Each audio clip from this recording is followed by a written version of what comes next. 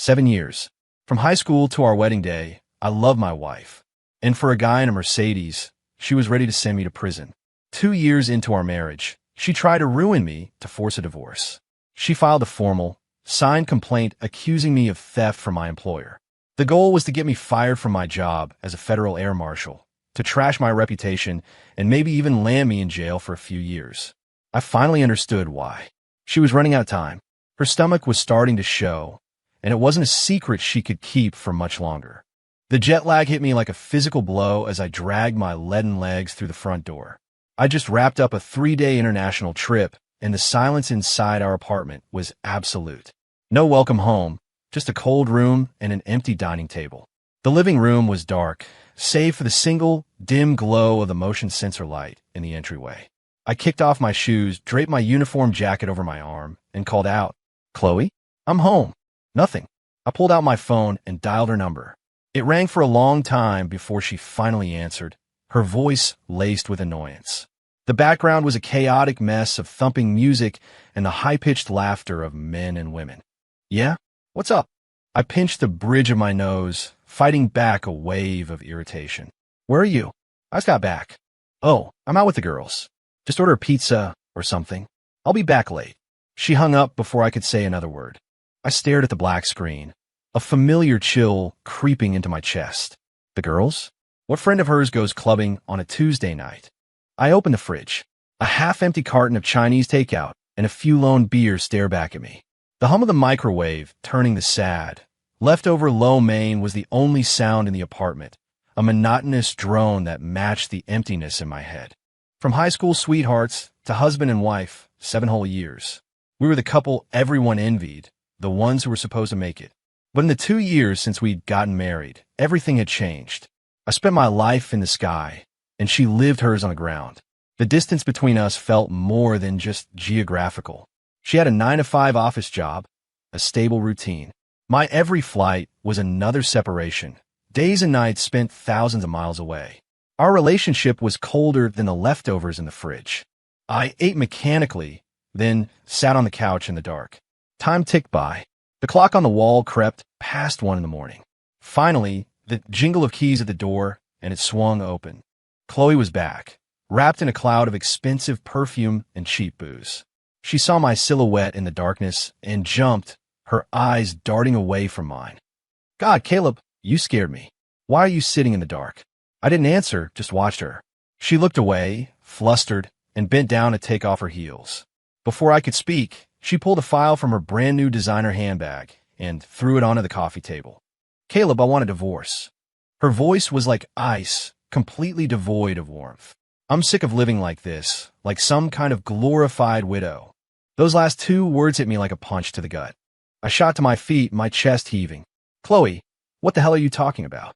Are you seeing someone else?" She let out a short, sharp laugh, crossing her arms. Her face was a mask of pure scorn. "What if I am? What if I'm not? Look at yourself. Caleb, what do you have besides that uniform? What do you make in a month? You can't even afford the bags I want." It was the worst fight we'd ever had. Every word she threw at me was a knife, carving away the last shreds of my dignity. Finally, amid the screaming and the sound of something smashing against the wall, I grabbed a pen and signed the divorce papers. There was still a mandatory waiting period. A month. What a joke. She slammed the door on her way out, leaving me alone in the dark, staring at the smiling, happy couple in our wedding photo on the wall. 7 years of my life gone just like that. For the first time, the love I had guarded with everything I had felt like a source of pure, bottomless despair. I picked up the wallet she dropped on a coffee table. A receipt slid out. It was from a 5-star steakhouse downtown I'd never been to. The bill was 4 figures. The date on it was from a night I was on a flight to London. The cloud of the divorce hadn't even begun to lift when the next blow landed at work. A few days later, I was at the airport going through pre-flight checks when my radio crackled to life. "Hayes, Caleb Hayes, come in." "Go for Hayes." "Mr. Davison in security wants to see you in his office." On the double, Dave Davison, head of security for the entire airline. An old school, by-the-book guy with a reputation for being tough but fair. If he was calling me in personally, it wasn't for a commendation. Did something go wrong on the last mission? My stomach was a pit of anxiety as I walked toward the administrative building. When I pushed open his office door, the air was thick with smoke. Davison was behind his desk, his face grim. Sitting next to him was Mike Miller, one of our most senior captains. Captain Miller's expression was unreadable. "Mr. Davison, Captain Miller," I said, my voice cautious. Davison didn't reply, just gestured with his chin for me to come closer. He pushed a thick manila folder across the desk toward me. "Caleb, someone's filed a formal complaint against you. You know anything about this?" His voice was quiet, but it hit me like a thunderclap. A complaint? Against me? My mind went completely blank. I'm a federal officer. I follow the rules. I do my job. Who would file a complaint against me? With a trembling hand, I opened the folder. It wasn't a disciplinary write-up or a memo. It was a meticulously printed, full-color PowerPoint presentation. On the cover page, in a bold black font, were the words that made my blood run cold. Formal complaint regarding Air Marshal Caleb Hayes' systematic theft of airline property. I forgot how to breathe. I mechanically flipped to the first page. It was a high-resolution photo of a glass tumbler I'd brought home from a flight, a noticeable chip on the rim. Beneath the photo, a detailed caption. Item: first-class custom crystal tumbler, model XXXX. Market value, $4.50. Date of theft, October 2023. Flight XX 9527. Location of theft, crew rest area. My hand started to shake so badly I could barely hold the pages. I kept flipping. Page 2, a few packets of airline-branded sanitizing wipes. Page 3, a couple of mini muffins left over from the crew meal service. Page 4, a half-empty bottle of red wine that had been opened for a passenger. Page 5, a used set of metal silverware. On and on it went. Every single item was something I brought home from the plane, things that were destined for the trash. Each one had been photographed and cataloged with dates, flight numbers, and even an estimated market value. For the bottle of wine, she'd even noted Boutique Napa Cabernet, approximate value, $1.50. There were more than 60 pages. On the final slide, under the heading submitted by, was a single name, Chloe Hayes. A roar filled my ears. The last thread of my composure snapped. It was her. Of course it was her. It all clicked into place. Why she wanted the divorce. Why she was in such a goddamn hurry. This was her plan. Discredit me. Get me fired. Maybe even get me arrested. So she could take everything in the divorce. A wave of humiliation, rage, and betrayal washed over me. I started sweating, babbling incoherently as I tried to explain. "Mr. Davison, Captain Miller, I didn't steal anything. This is all stuff the cleaning crew was going to throw out. It's trash. It's discarded property." I was a drowning man grasping for a lifeline, but my voice was shaking too much to form a coherent sentence. The office was dead silent, the only sound my own frantic denials. I looked at the stony faces of my superiors and felt my heart plummet into a black abyss. It's over. It's really over this time. I could already see it. Fired in disgrace, blacklisted from the industry, maybe even ending up in a prison jumpsuit. Chloe, you cruel, heartless bitch. Just as I braced myself for the final verdict that would end my career, the oppressive silence in the room was broken by a soft pft. I looked up. Davison and Captain Miller were looking at each other, the grim masks on their faces cracking. Davison was the first to let out a full-blown laugh. He pointed at the massive stack of paper, slapping his thigh. "Caleb, oh my God, Caleb. When I first got this thing, I saw the thickness of it. 70-page PowerPoint. I thought you'd finally snapped and tried to sell a goddamn jet engine on eBay. After all that, this is it?"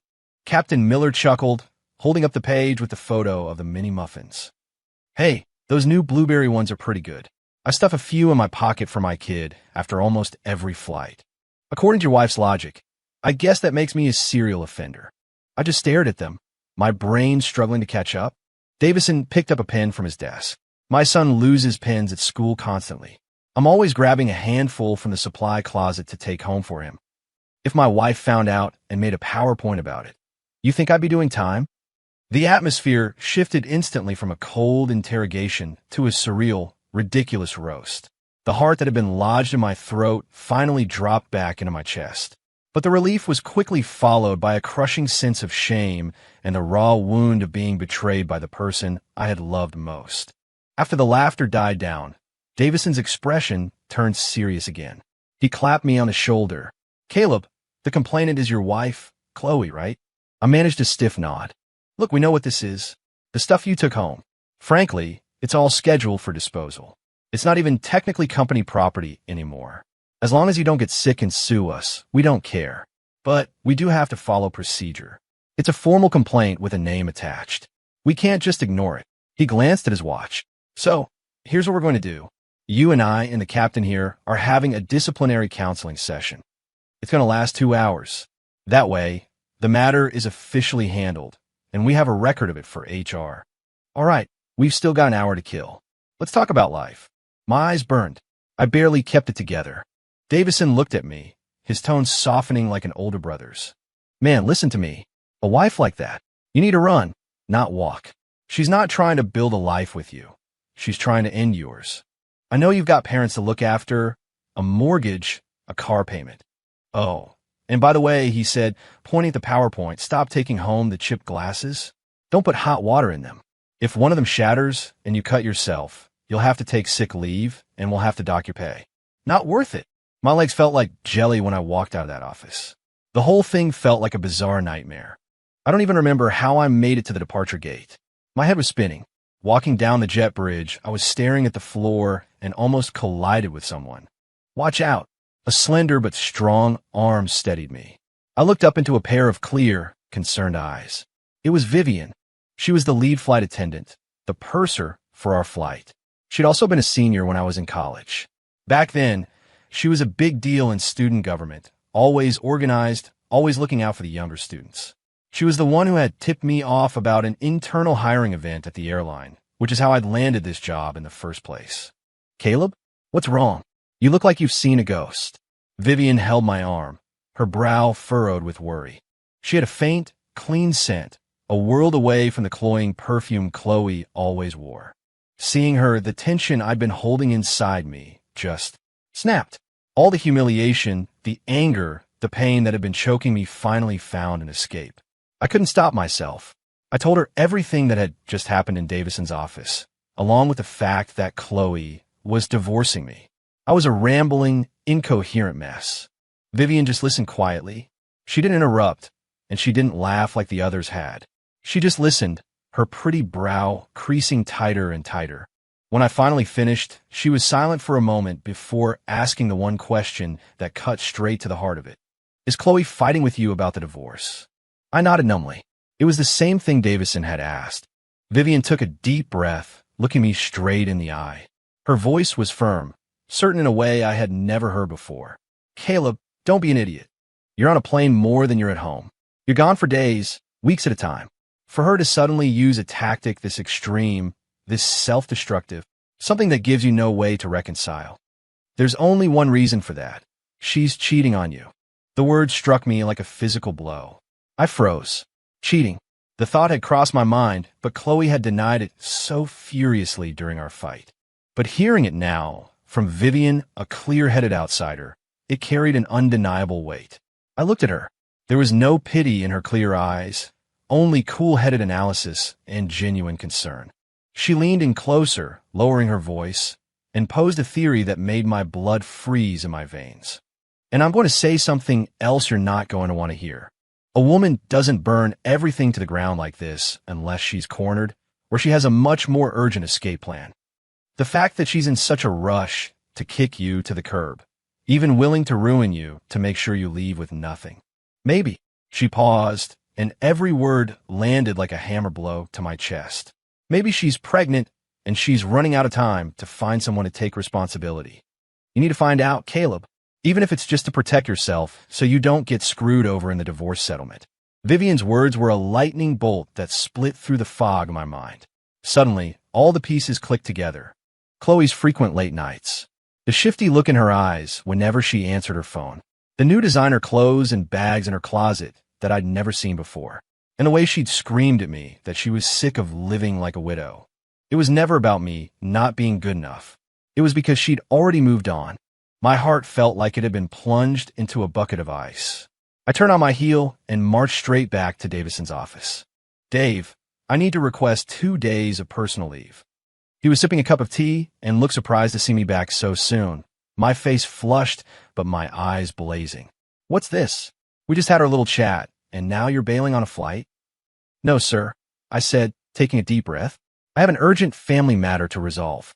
Davison studied me for a few seconds, and a look of understanding dawned on his face.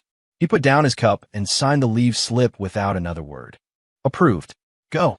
Get it sorted out before you come back to work. I grabbed the slip, not even having time to thank Vivian, and sprinted out of the airport. Chloe thought I was scheduled for a long-haul flight this afternoon. She thought I wouldn't be back for 3 days. She had no idea I was coming. That afternoon, I parked my car across the street from our apartment building at an outdoor cafe. I ordered an iced Americano and waited, a patient hunter watching for his prey. At 3 o'clock, Chloe appeared at the entrance to our building. She was wearing perfect makeup, an expensive dress I'd never seen, and carrying that same designer bag. She looked radiant. Just then, a black, gleaming Mercedes S-Class slid silently to the curb in front of her. The door opened, and a trim man in his 40s got out. He was wearing a well-tailored suit and a gold watch that flashed in the afternoon sun. Chloe's face lit up with a fawning smile I had never seen before. She fluttered toward him like a butterfly. Rick, you're here. In broad daylight, right in front of the building we had called home for 2 years. She stood on her toes, wrapped her arms around his neck, and gave him a long, passionate kiss. From across the street, using my phone's telephoto lens, I captured the entire moment in perfect, damning clarity. The instant I pressed the shutter button, whatever was left of my heart died. There was no anger, no sadness, just a cold, sharp-edged hatred. I didn't run over and confront them.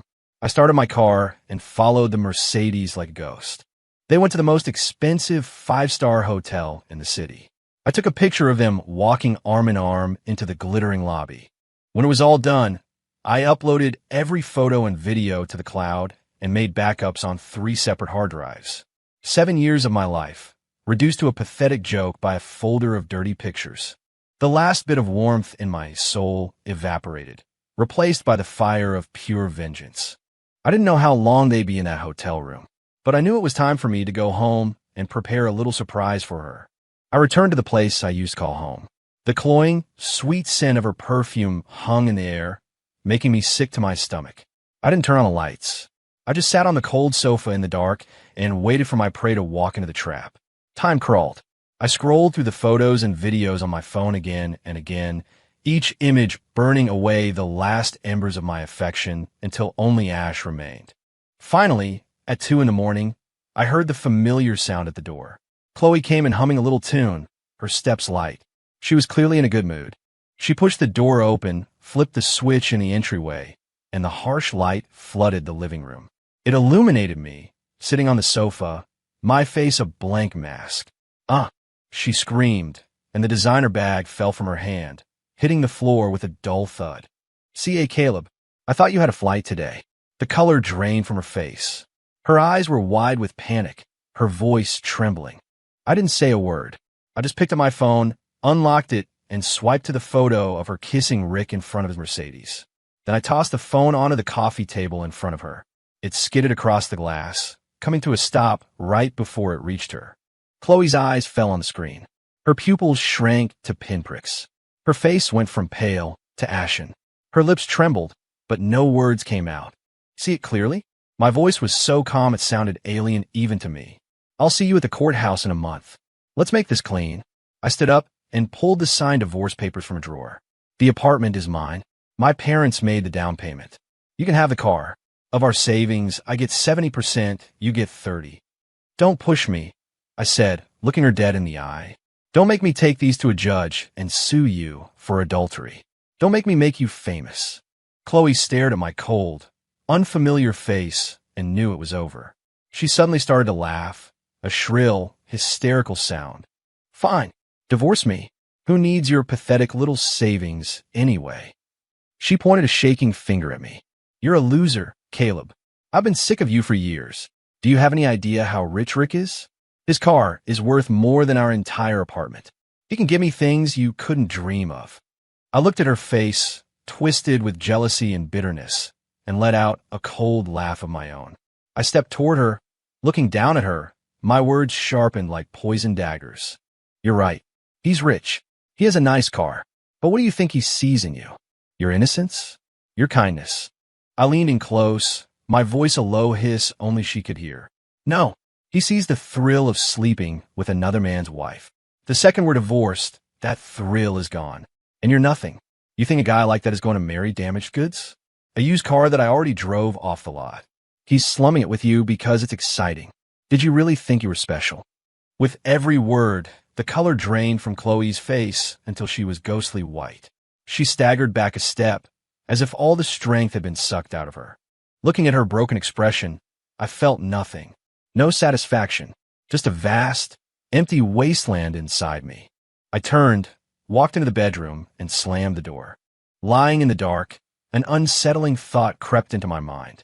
Had I been too harsh? Too direct? What if I'd opened her eyes?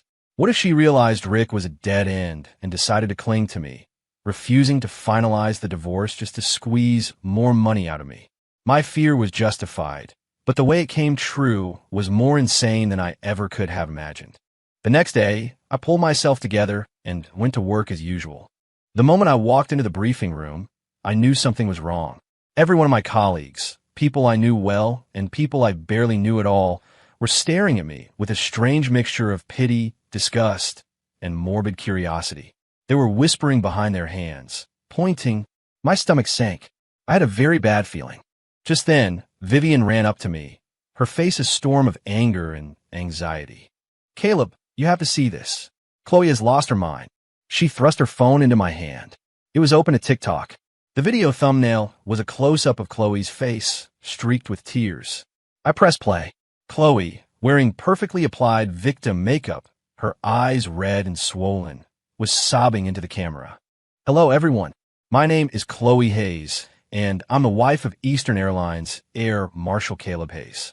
Today, I've gathered all my courage to expose the truth about a monster. She choked back a sob and launched into a story about how I was not only emotionally abusive, but had been physically violent with her for years. On screen, she pulled up her sleeve to reveal a few bluish-purple bruises on her arm. I knew exactly where they came from. She'd run into the corner of the dining table last week. But now, they were irrefutable proof of my domestic abuse. That was just the appetizer. What came next was the real poison, designed to destroy me completely. Her voice rose to a hysterical cry. I just wanted him to do the right thing, to stop stealing from his job. But he wouldn't listen, and now he wants to divorce me and throw me out of my own home. I can't stand by and watch him destroy himself and destroy our family. The video then cut to a slideshow. It was the PowerPoint. All my stolen goods were on full display. The chipped glass, the used silverware, the expired muffins, the open wine. Every photo was crystal clear. She'd added a dramatic voiceover and sensational captions. Priceless first-class crystal. Fine wines of unknown origin. His actions are a serious federal offense. For the grand finale, she looked directly into the camera, her eyes filled with a twisted, self-righteous fire, and tagged our airline's official account. Stealing from your company is wrong. It doesn't matter how much it's worth. He belongs in prison for 10 years for this. I am begging his employer to take this seriously and deliver justice. I watched her Oscar-worthy performance, her lies so blatant and shameless that my whole body started to shake with rage. The likes and comments on the video were climbing by the second. I'm done for. This time I was truly publicly ruined. Chloe, you would do anything to destroy me. I clenched my phone, my knuckles white. I was already preparing myself to be suspended, to face an internal investigation, to lose everything. I had assumed that under the flood of Chloe's masterful performance, the tide of public opinion would tear me to shreds. I couldn't even bring myself to open the comments section, terrified of the abuse I would find there. Vivian, seeing my pale face, snatched the phone from my hand and tapped open the comments. Don't worry, I'll look. But what appeared on the screen was the last thing I expected. The tone was not what I'd anticipated. The top comment was from a verified account, the CEO of some tech company. Holy crap, I thought I'd accidentally swiped into the comedy section. A 70-page PowerPoint complaint? For that kind of effort, I was expecting him to have stolen a Boeing 747 engine. But this, a couple of half-eaten muffins. Not gonna lie, I liberate a bag of the fancy imported coffee beans from our office kitchen every week. By this lady's logic, I should probably go turn myself in and hope for life without parole. That comment had thousands of replies. The entire comment section had devolved into a massive, hilarious confess your office crimes thread. Oh man, I just snagged a roll of toilet paper from the supply closet. Am I going to do hard time? Asking for a friend. Don't worry, dude upstairs. I just took the office stapler home. We can be cellmates. I'm an electrician. I've been stripping copper wire from job sites for years. At this point, my crimes have to be worth the death penalty, right? But my mentor always said, an electrician who doesn't pocket some copper will always be poor. I'm a nurse. I take home leftover cotton balls and gauze all the time. Are they going to revoke my license? As the internet did its thing, an even bigger player entered the chat. Our airline's official, verified account posted a single comment under Chloe's video. Regarding the complaint against our employee Caleb Hayes, this matter was addressed internally with a 2-hour disciplinary counseling session. We thank the public for their concern. That one, bland, almost bored-sounding corporate response instantly turned Chloe's tear-filled crusade into the biggest joke on the internet. It was like watching a woman throw a tantrum in the middle of a mall, only for the head of security to calmly announce, "Ma'am, we've already made your husband right. I will not take extra napkins 50 times on the chalkboard. Please disperse." That settled it. The court of public opinion had reached a verdict. A comment from a user named Divorce Court Detective was voted to the very top. Okay, class, let's break this down one. Air, Marshall equals a job that requires being away from home constantly. 2. Wife equals goes to insane, self-sabotaging lengths to get husband sent to prison. 3. Conclusion, she's 100% cheating. And I'm willing to bet there's a bun in the oven that isn't his, and she needs him gone ASAP so she can take all the assets and pin the baby on the poor guy. Guy above is spot on. Classic move. She wants a divorce with a big payout, but she's afraid he'll fight it, so she ruins his reputation first. Get him in jail, and the problem solves itself. This woman isn't just evil, she's stupid. Reading the screen full of people mocking Chloe and accurately diagnosing my exact situation, the suffocating weight on my chest finally lifted. All that was left was a profound sense of vindication. Chloe wanted to destroy me. Instead, she'd made herself the laughingstock of the entire internet. The online storm blew over as quickly as it had arrived. Facing a tidal wave of ridicule, Chloe quietly deleted the video and her entire account. She had staged her grand drama, and when the audience laughed her off the stage, she scurried away in shame. Not long after, we finally stood in a county clerk's office. The waiting period was over. The paperwork was processed in minutes. When the clerk handed me the maroon-colored certificate of dissolution, an incredible lightness washed over me. A mountain that had been crushing me for years had finally been lifted. The sun was bright when I stepped outside. I squinted and saw Vivian leaning against her car down the street, a small smile on her face. She wasn't in uniform today, just a simple white dress, her long hair down. She looked beautiful. She walked over and pressed a warm coffee into my hand. Congratulations on your new life. Now, come on. I'll give you a ride to the airport. We got a flight to catch. The warmth of the cup seeped into my soul. In the weeks that followed, Vivian became a light in my life. When I was down, she'd drag me to the gym to sweat out the negativity. When I felt lost, she would listen patiently, like a true friend, and then she'd nudge me forward. You're a great guy, Caleb. You're handsome. You have a good career. You think you won't find someone amazing. Stop worrying about all that. Just focus on your work. The rest will follow. Her words were like sunlight breaking through the clouds that had lingered over me for so long. I threw myself into my work. After the whole complaint fiasco, the airline's leadership seemed to have a new respect for me, almost a sense of institutional guilt. My performance reviews were stellar, and I was quickly on track for a promotion. Vivian and I talked more and more about everything from work to our daily lives. I found myself looking forward to seeing her name on the crew manifest for every flight. I started depending on her steady presence. I'd find excuses to ask her to dinner after we landed, ostensibly to debrief the flight. I'd find out what movies she wanted to see and then happen to have 2 tickets. The way I looked at her started to change.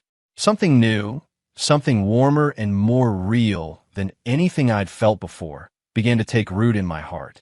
My flights with her stopped feeling like work and started feeling like dates. I was just trying to find a right moment to tell her how I felt when a mutual friend, Leah, called me, her voice buzzing with gossip. "Caleb, you are not going to believe who I just saw. Your psycho ex-wife, Chloe." I met Leah at a barbecue joint.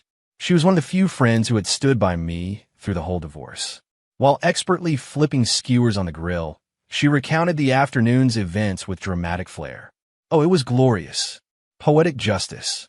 As it turned out, everything had happened exactly as I'd predicted. The moment the divorce was final, Rick, the Mercedes guy, completely changed his tune. The constant calls and sweet talk vanished, replaced by ignored texts and unanswered calls. Chloe panicked. She really was pregnant.